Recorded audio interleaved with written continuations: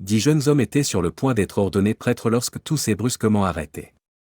Un garçon mystérieux avait été témoin de quelque chose de vraiment bizarre. Aussi longtemps que quiconque pouvait s'en souvenir, un certain jeune garçon avait été un élément familier à l'église Saint-Pierre. Il apparaissait toujours seul, ne parlant à personne, et s'asseyait tranquillement au fond de l'église, perdu dans son propre monde. Les paroissiens étaient mal à l'aise à propos de ce garçon, ses origines étaient inconnues et ses pensées un mystère. Pourtant, il y avait quelque chose de étrangement captivant à son sujet. Toujours habillé de blanc, avec de longs cheveux noirs et un regard perçant, le garçon semblait percevoir des choses que les autres ne pouvaient pas. Il faisait souvent des déclarations cryptiques qui laissaient les fidèles perplexes.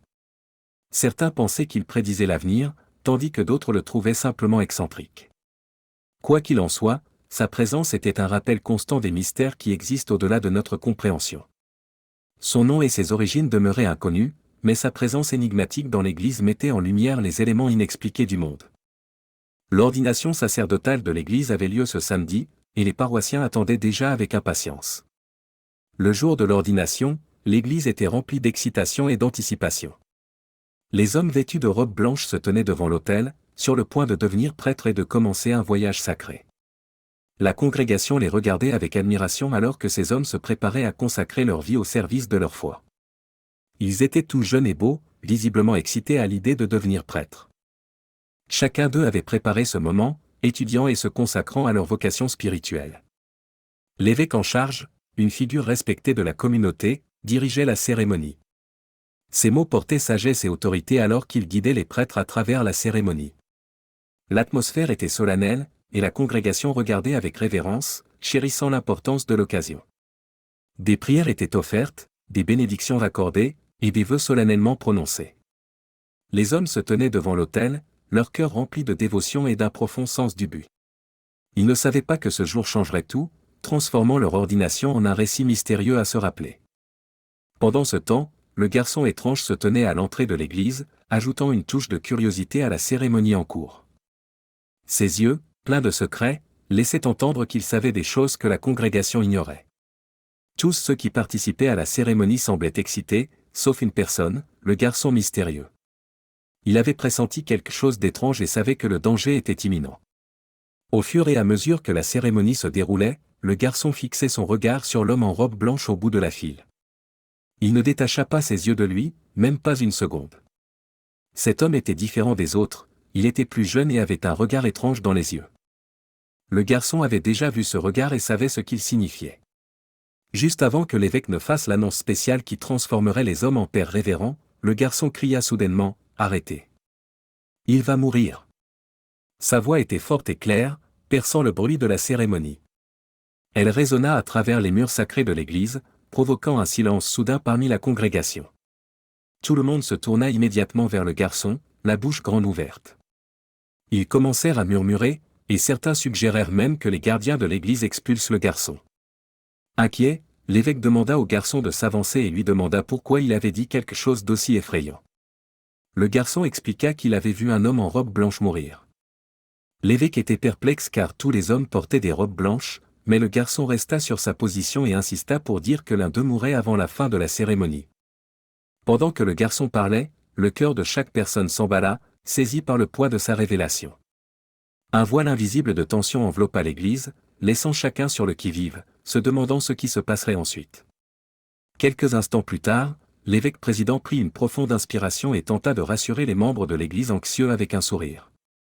Il pensait que les avertissements du garçon étaient futiles et croyait que les hommes étaient en sécurité. Cependant, le garçon insista pour dire que la cérémonie devait s'arrêter, avertissant que continuer pourrait entraîner une mort. Voyant le sérieux du garçon, l'évêque suspendit la cérémonie et convoqua une réunion avec les anciens. La discussion devint rapidement chaotique, certains soutenant le garçon et d'autres le rejetant comme superstitieux. Après un long débat sans accord, l'évêque décida de procéder à l'ordination, mais avec une sécurité accrue. Alors que la cérémonie continuait, la congrégation était partagée entre scepticisme et malaise. Le garçon resta silencieux, laissant tout le monde incertain de la validité de ses avertissements ou de leur caractère vide. Enfin, l'évêque, avec une profonde peur sur le visage, s'approcha des hommes et posa ses mains sur leur tête, leur conférant l'autorité du sacerdoce. Dès qu'il ordonna le dernier prêtre, la foule poussa immédiatement un cri de joie, heureuse que la prophétie ne se soit pas réalisée. Malheureusement, leur célébration fut de courte durée. Dans un retournement choquant des événements, l'un des nouveaux prêtres ordonnés, le père Paul, recula en titubant, se tenant la poitrine de douleur. Son visage devint soudainement pâle, puis il s'effondra au sol. Les gens dans l'église paniquèrent, et le chaos éclata alors qu'ils essayaient de l'aider. L'évêque, débordé, demanda rapidement une aide médicale. Malheureusement, malgré leurs meilleurs efforts, il était trop tard. Le père Paul s'éteignit sans un instant de délai. Les autorités furent convoquées, lançant une enquête approfondie sur la mort surprenante de l'homme. Les médecins effectuèrent une autopsie pour déterminer la cause du décès, mais à la grande surprise de tous, ils ne purent trouver aucune raison expliquant pourquoi le père Paul était mort. C'était un mystère complet qui laissait les membres de l'Église perplexes. Des mois plus tard, l'enquête de police révéla des vérités saisissantes sur le père Paul. Ils découvrirent qu'il menait une double vie en tant que séminariste. Le défunt prêtre était un fumeur invétéré, un joueur et un séducteur. La prophétie du garçon avait révélé des vérités cachées dans l'obscurité. Alors que la nouvelle de la révélation se répandait, ceux qui avaient autrefois craint les étranges capacités du garçon commencèrent à le voir sous un nouveau jour. La peur fit place au respect, et il était désormais considéré comme une présence précieuse et chérie. Les autres prêtres ordonnés ce jour-là furent profondément impactés par la mort du père Paul. Ils prirent l'engagement de mener des vies justes et de rester fidèles à leurs croyances. Les membres de l'Église qui avaient précédemment été méfiants envers le garçon apprirent qu'il était le petit-fils d'une vieille femme aveugle sage vivant dans un quartier tranquille de la ville. Ils commencèrent à rendre visite au garçon et à sa grand-mère, apportant nourriture et vêtements à leur modeste maison. Dans les mois qui suivirent, l'Église connut une profonde transformation. Le décès du père Paul servit de rappel poignant de la fragilité de la vie et de l'importance de ne pas prendre le temps pour acquis. La congrégation se rapprocha, motivée à vivre avec intention et à chérir chaque moment ensemble. Le garçon, aussi énigmatique que jamais, continua d'offrir des prophéties, sauvant ceux qui choisissaient de croire en lui. Je suis vraiment curieux de connaître vos pensées sur cette histoire, alors n'hésitez pas à partager vos réflexions dans la section des commentaires ci-dessous. Si vous avez aimé cette vidéo et l'avez trouvée captivante, je vous invite à vous abonner à notre chaîne pour plus de contenu similaire. N'hésitez pas à partager cette vidéo. Prenez bien soin de vous, et j'ai hâte de vous retrouver dans nos prochaines vidéos.